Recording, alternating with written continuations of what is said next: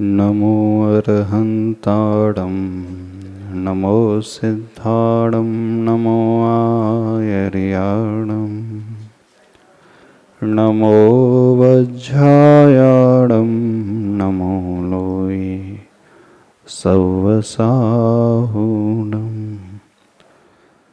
देवादिदेव चरण श्री पार्श्वनाथ भगवान की, संत शिरोमणि आचार्य भगवान गुरुदेव श्री विद्यासागर जी महाराज की, पूज्य आचार्य श्री समय सागर जी महाराज की,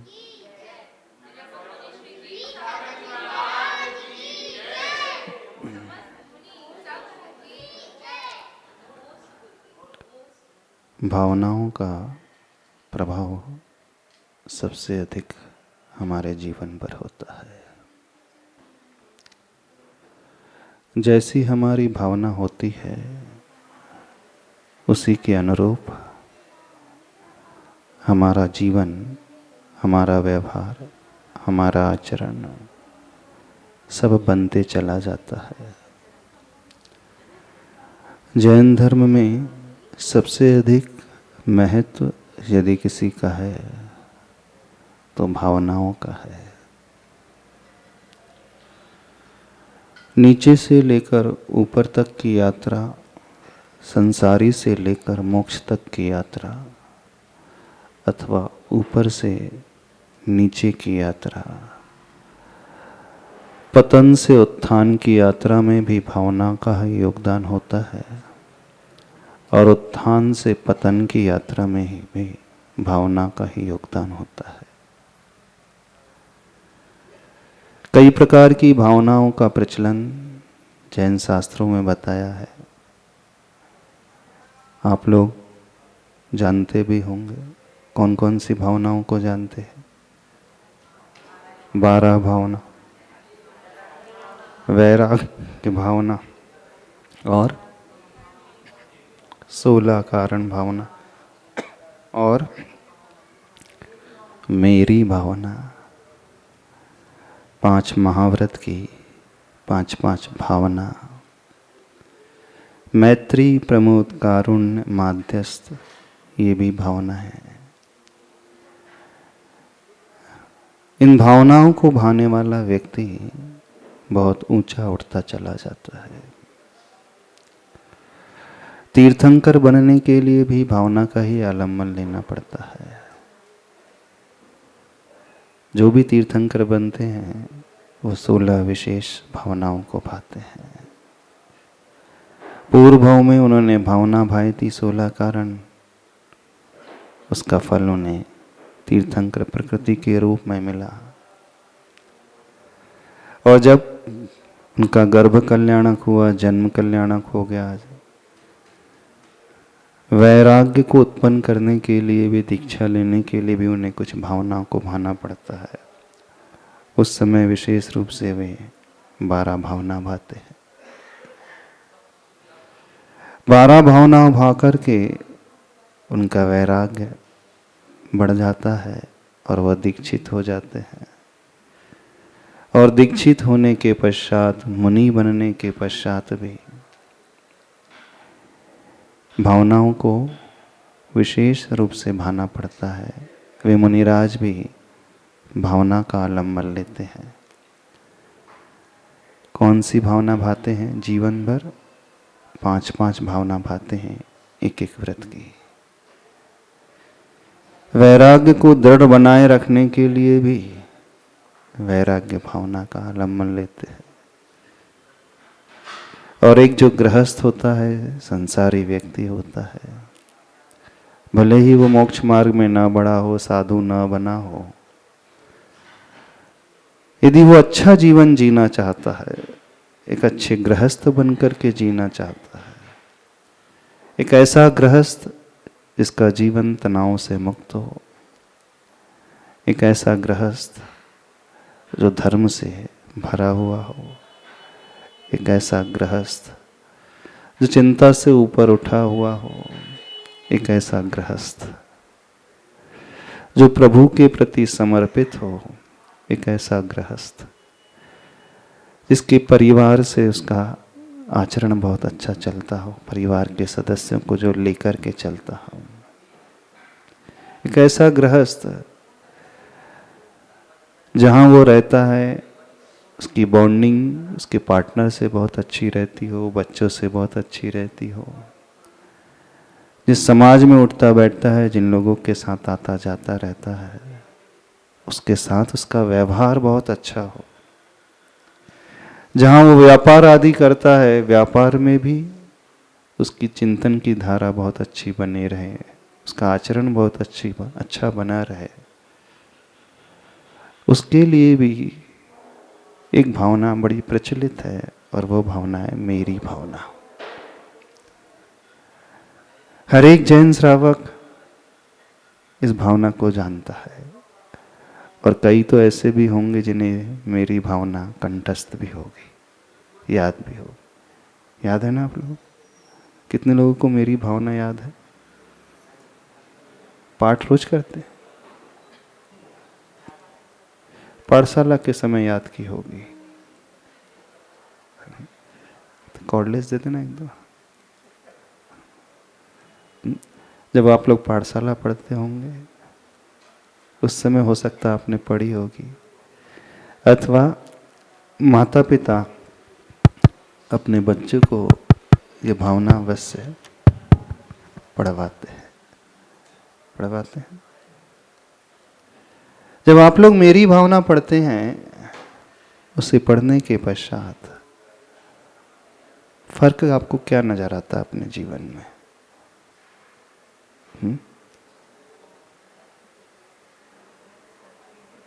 कुछ चेंजेस नजर आते हैं?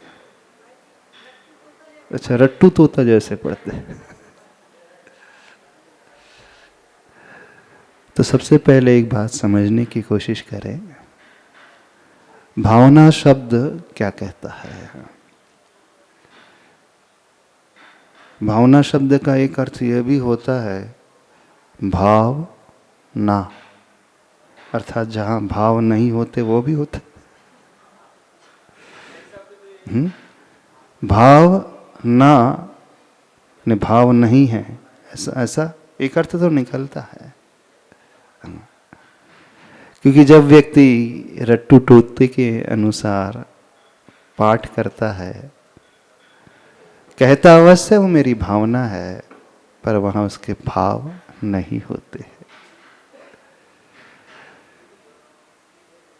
किंतु जब हम भावना शब्द की व्युत्पत्ति देखें, भावना शब्द तो हिंदी में है, पर मूल रूप से शास्त्रों में, संस्कृत में जो लिखा गया है वह है अनुप्रेक्षा। जब हम स्वाध्याय की बात करते हैं, स्वाध्याय के 5 भेदों का वर्णन आगम में आता है, तत्वार सूत्र ग्रंथ में आता है। वाचना प्रच्छनानुप्रेक्षाम्नाय धर्मोपदेशः, 5 भेद उसमें गिनाए गए हैं। वाचना, प्रच्छना, अनुप्रेक्षा, आम्नाय और धर्मोपदेश। वाचना क्या कहलाती है?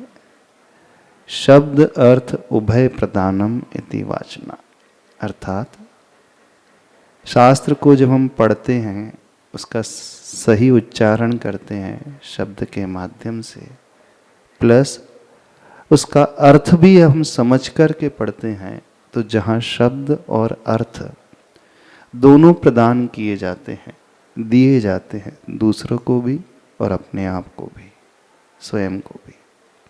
ऐसा नहीं है कि स्वाध्याय दूसरों के लिए किया जाता है, स्वाध्याय मूल रूप से अपने लिए किया जाता है, स्वयं के लिए किया जाता है।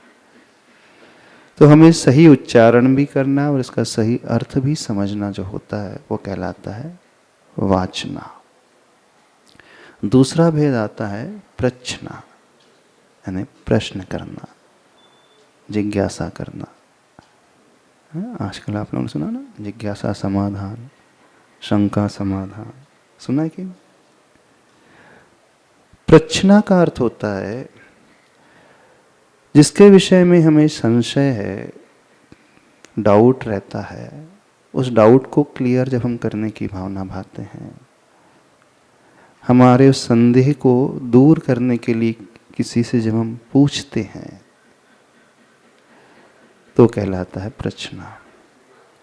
अथवा अपने अज्ञान को दूर करने के लिए गुरु से पूछना, बड़ों से पूछना। प्रश्न का शाब्दिक अर्थ होगा पूछना। पूछने का उद्देश्य क्या है? अज्ञान को दूर करना।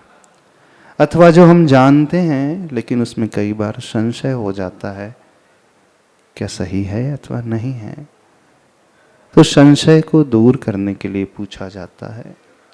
अथवा कई बार हम जानते हैं लेकिन उसकी गहराई से उसे नहीं समझ पाते हैं, बड़ा सुपरफिशियल जानते हैं, उथला उथला जानते हैं, ऊपर ऊपर जानते हैं। तो गहराई में प्रवेश करने के लिए अथवा उस अर्थ को दृढ़ करने के लिए गुरु आदि से, ज्ञानी व्यक्ति से, विद्वान से पूछना, वो कहलाता है प्रश्ना। और तीसरा भेद आता है अनुप्रेक्षा। वैसे स्वाध्याय की परिभाषा जानते हो क्या होता है? ज्ञान भावना आलस्य त्याग इति स्वाध्याय। ज्ञान के अंदर से भावना होना और अपने आलस्य और प्रमाद को त्याग देना। यानी जो स्वाध्याय करने वाला होता है वो नियम से आलस्य को त्यागने वाला होता है। ऊँघते ऊँघते नहीं पड़ेगा, झपकी लेते लेते नहीं सुनेगा, औपचारिकता पूर्ण करने के लिए नहीं पड़ेगा। अंदर से ललक जिसकी होगी कुछ पाने की, तो कहलाता है स्वाध्याय। और यदि हम स्वाध्याय की शाब्दिक अर्थ को देखें, उसकी संधि विच्छेद करें, स्वधन अध्याय, यानी जहाँ स्वयं का अध्ययन किया जाता है वह स्वाध्याय होता है। और इसे तोड़ करके समझने की कोशिश करें, स्वधन अध्याय। अब अध्याय शब्द की भी हम विभक्ति तोड़ दें, उसकी संधि विग्रह कर दें, स्व धन अधि धन आय। अधि यानी निकट और आय यानी आना। स्व के निकट जब व्यक्ति आता है तो कहलाता है स्वाध्याय। समझ में आ रहा है? तो स्वाध्याय का अर्थ यह कभी नहीं होता कि हमें शास्त्र को पढ़ना है। स्वाध्याय का मूल उद्देश्य अपने निकट आने का होता है। स्वाध्याय का अर्थ होता है स्वयं का अध्ययन करना।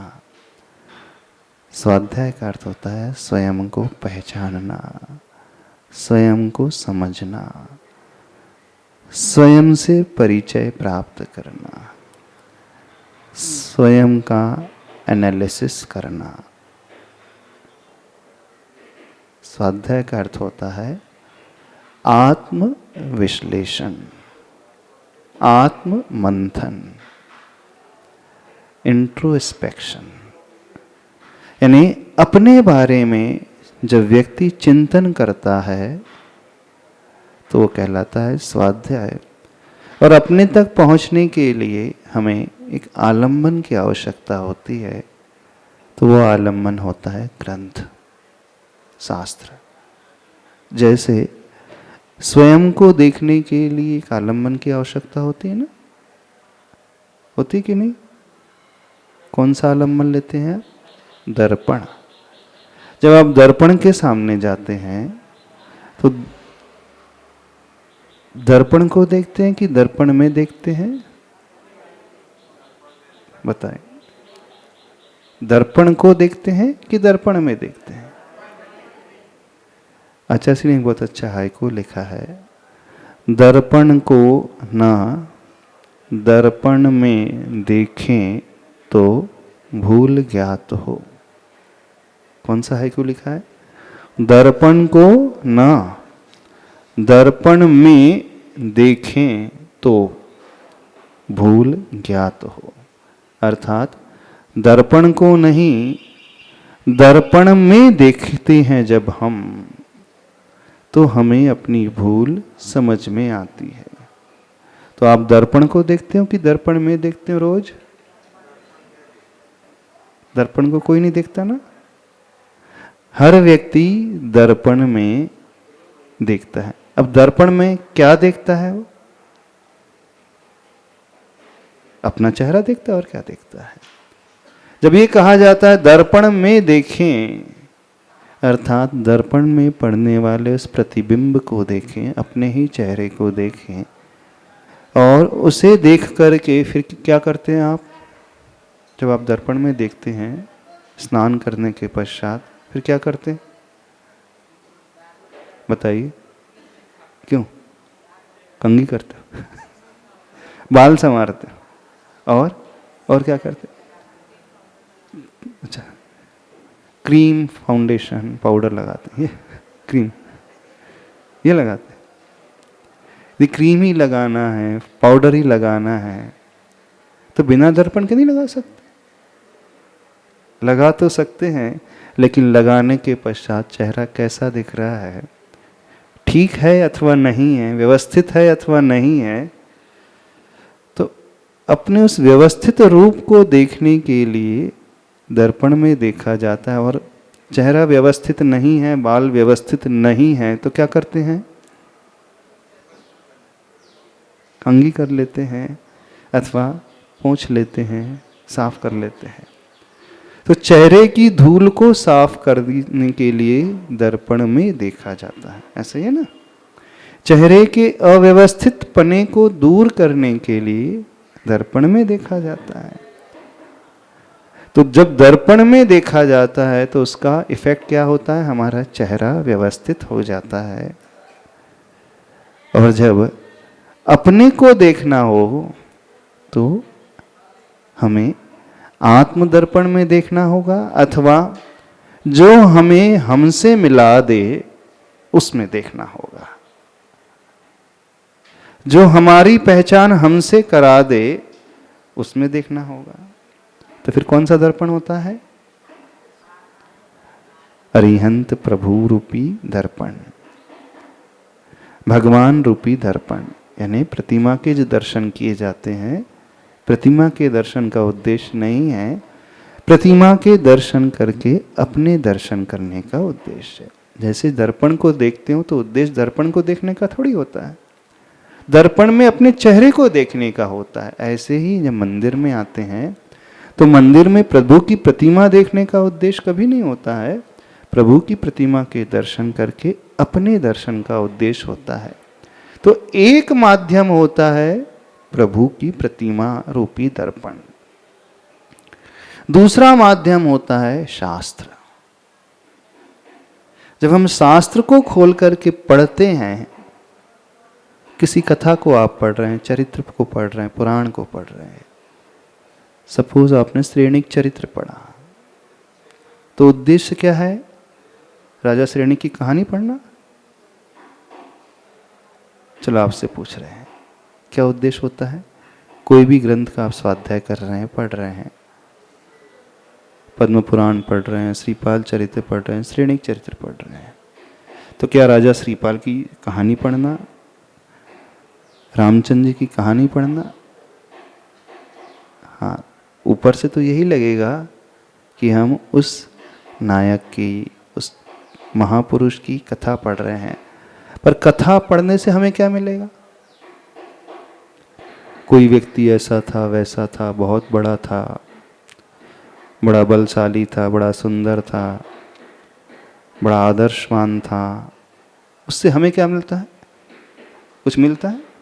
हाँ, प्रेरणा मिलती है। उद्देश्य उस नायक के चरित्र को पढ़ने का नहीं होता है, उस महापुरुष के चरित्र को पढ़ने का नहीं होता। उद्देश्य क्या होता है?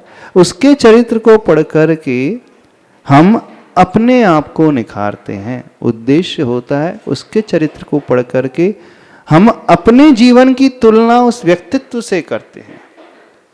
उद्देश्य होता है उस चरित्र को पढ़ करके स्वयं को निखारना, स्वयं को ऊपर उठाना।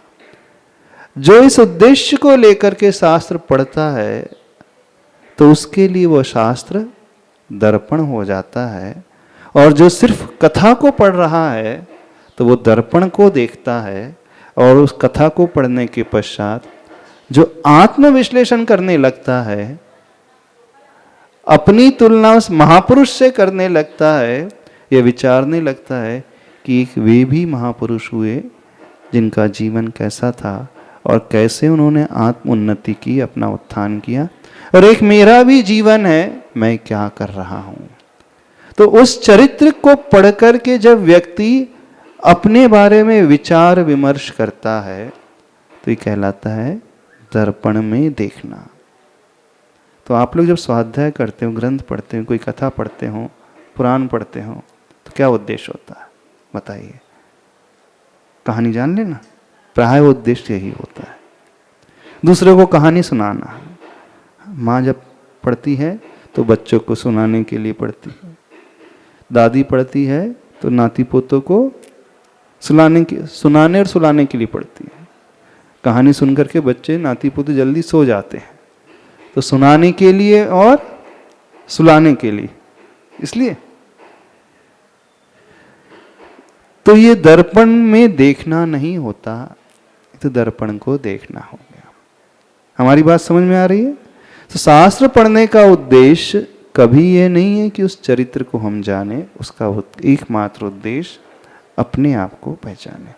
चाहे हम प्रथमान्युग ग्रंथ का स्वाध्याय कर रहे हों, चाहे हम तत्वार सूत्र पढ़ रहे हों, चाहे रत्नकर्ण श्रावकाचार पढ़ रहे हों, चाहे द्रव्यानुयोग ग्रंथ को पढ़ रहे हो, चाहे कर्णानुयोग को हो, चाहे चरणानुयोग को, चाहे कोई भी अनुयोग को पढ़ रहे हो, उसे याद भी कर रहे हैं, उसकी गाथा भी याद कर रहे हैं, श्लोक भी समझ रहे हैं, उद्देश्य उस गाथा को, ग्रंथ को याद करना नहीं है। उद्देश्य उसे पढ़ करके, उसे याद करके अपने जीवन को देखना है।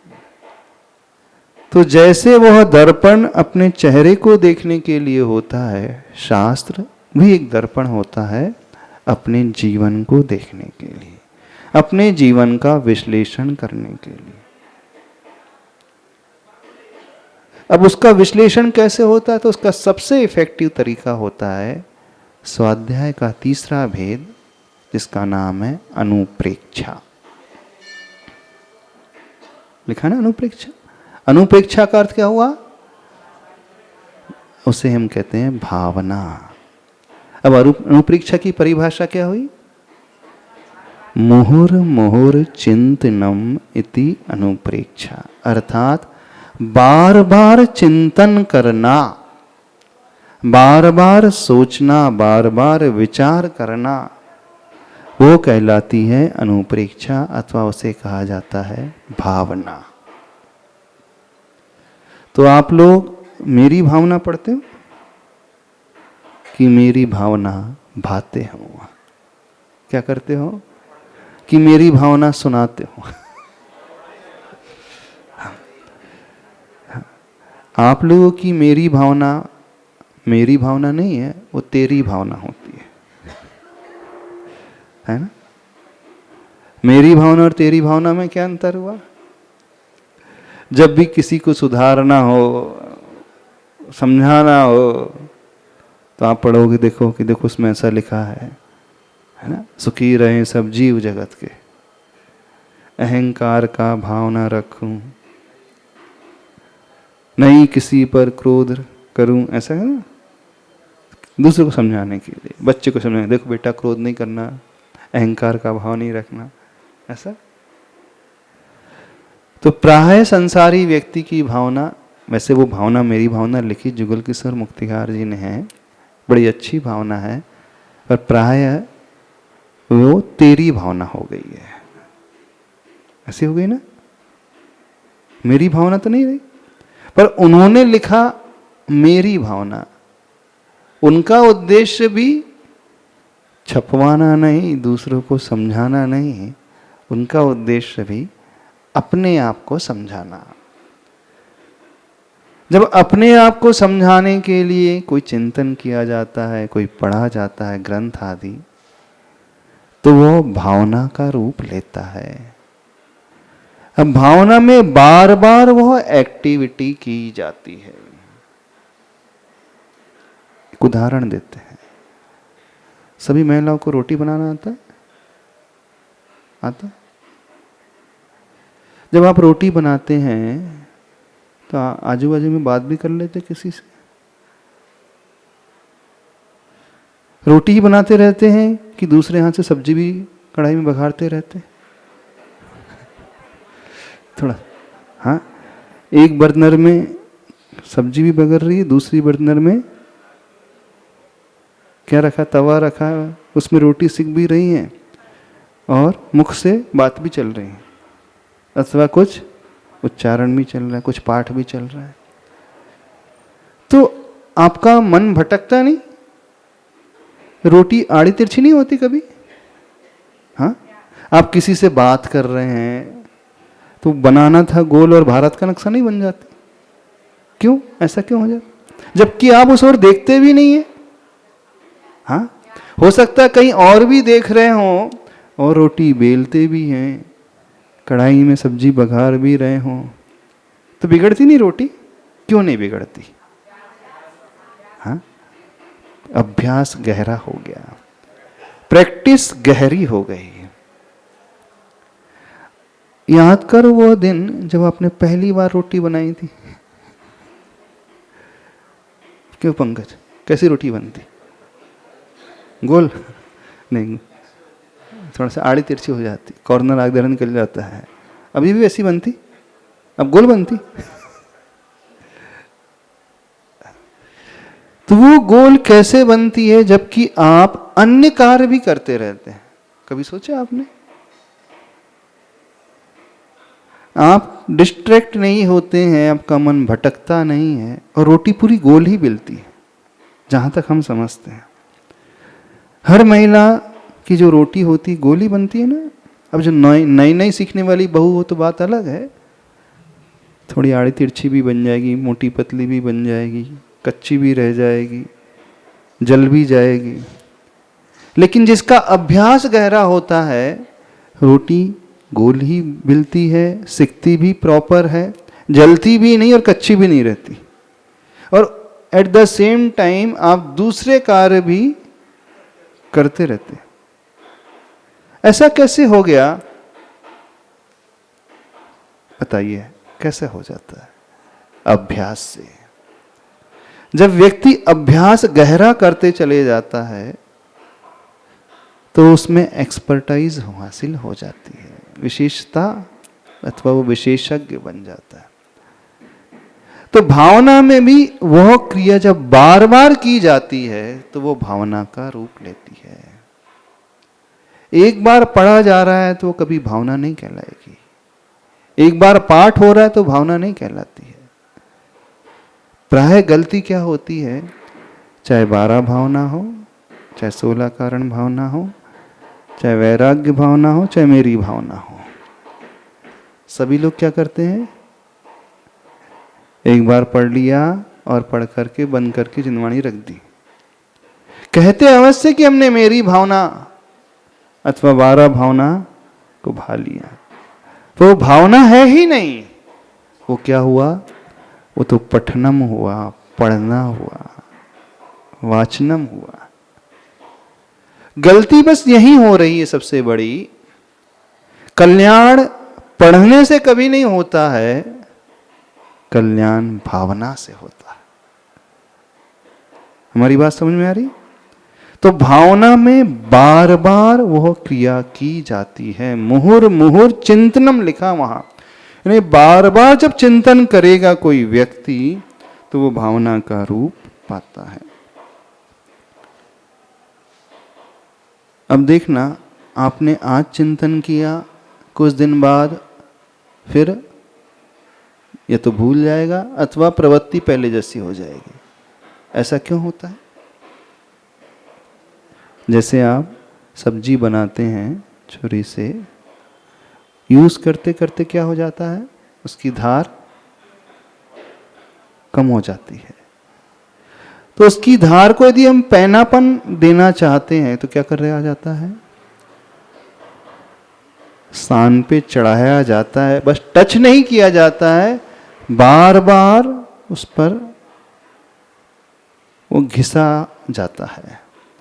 यानी बार बार जब तक वो घिसा नहीं जाएगा तो धार में पैनापन नहीं आता है। एक बार आपने उसमें धार दे दी तो क्या जिंदगी भर वो धार बनी रहती? नहीं बनी रहती। कुछ दिनों के पश्चात वो धार कम हो जाती।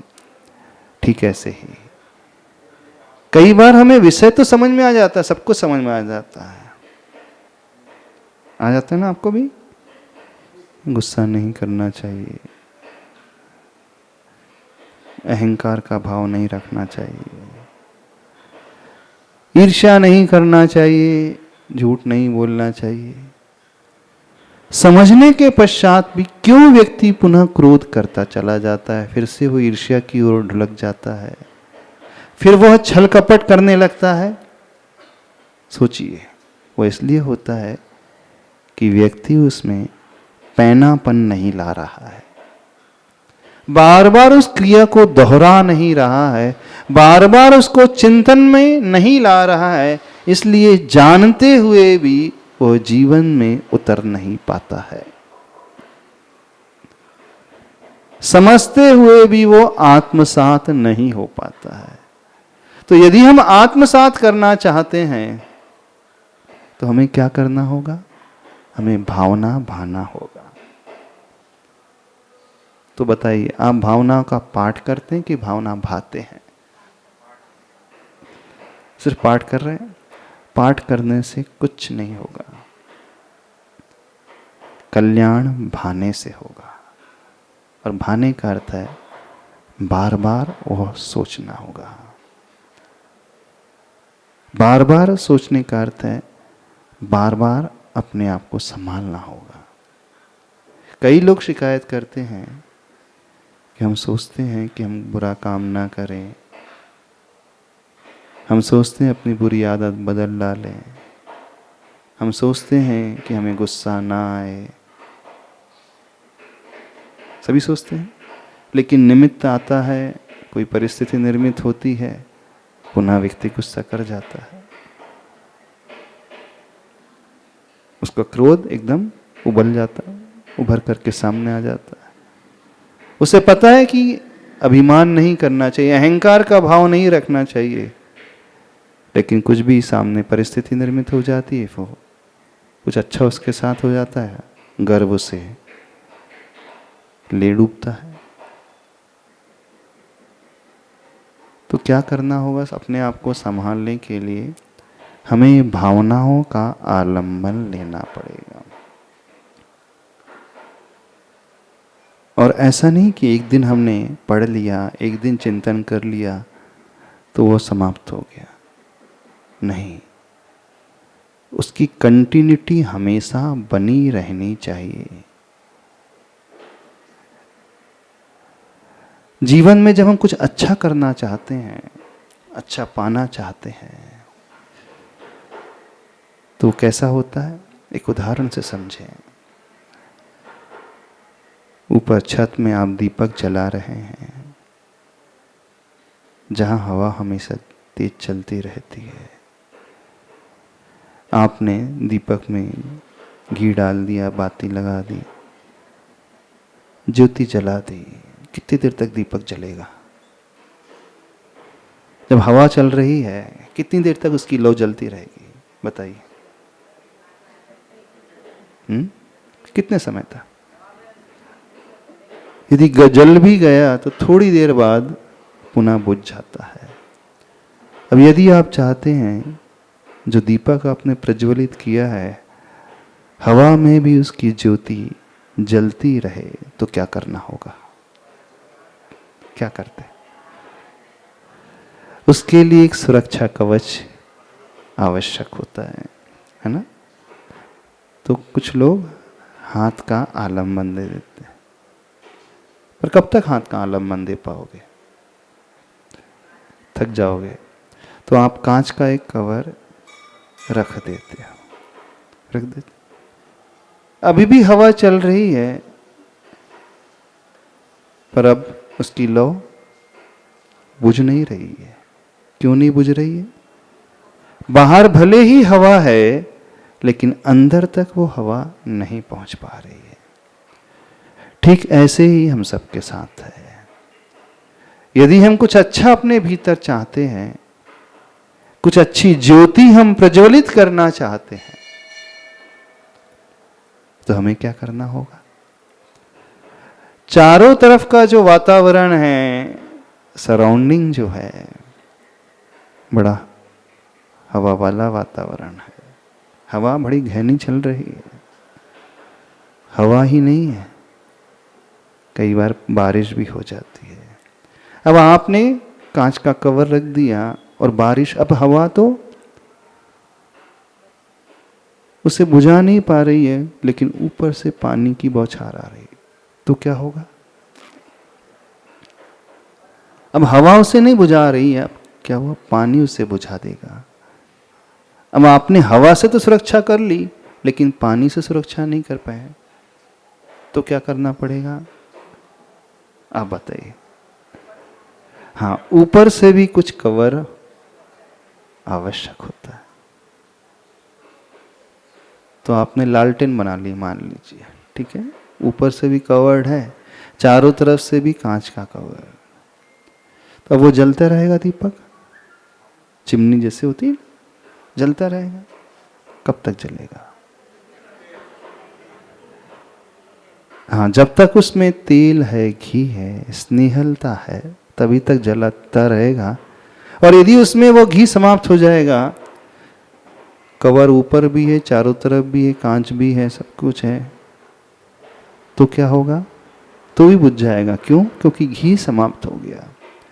तो उसे जलाए रखने के लिए हमें समय समय पर उसमें घी भी डालना पड़ेगा। डालना पड़ेगा? नहीं पड़ेगा।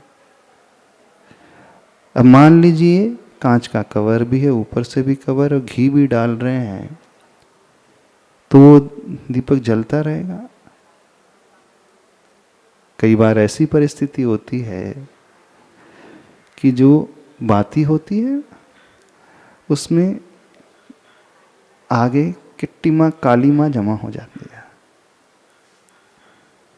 जब किट्टी माँ, काली माँ जमा हो जाती है तो जलती नहीं जल्दी से, अथवा जलती भी है तो धुआं पैदा करते हुए जलती है। उसकी लौ रोशनी तो दे रही है, लेकिन साथ में धुआं भी दे रही है, साथ में पॉल्यूशन, प्रदूषण भी पैदा कर रही है। यदि हम चाहते हैं कि इसमें धुआं पैदा ना हो, प्रदूषण पैदा ना हो, तो क्या करना होगा?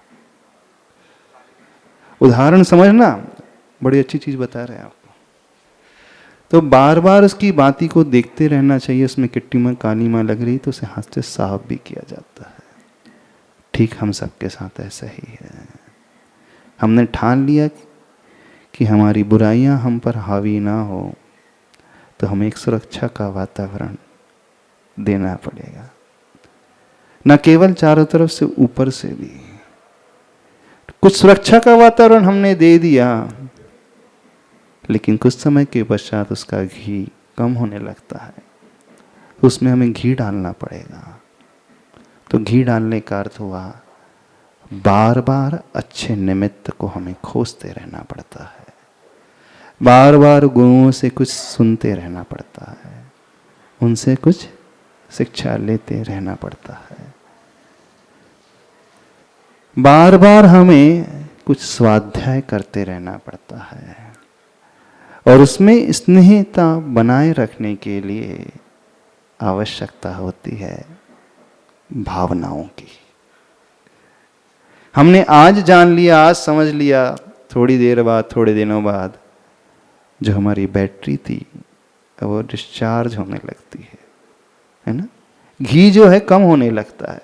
जब बैटरी डिस्चार्ज होने लगे तो उसे रिचार्जिंग की आवश्यकता होती है। घी कम होने लगे तो पुनः घी की आवश्यकता होती है। ऐसे समय हमें जो हमने जाना है उसे रिफ्रेश करने के लिए पुनः उसका आलम्बन लेना पड़ता है। जब कोई व्यक्ति इस प्रकार से इस प्रक्रिया को अपनाता है तो वो भावना उसके लिए फलदायी होती है। आप लोगों की भावना कैसी है? आपका तो दीपक भगवान ही मालिक है। हाँ?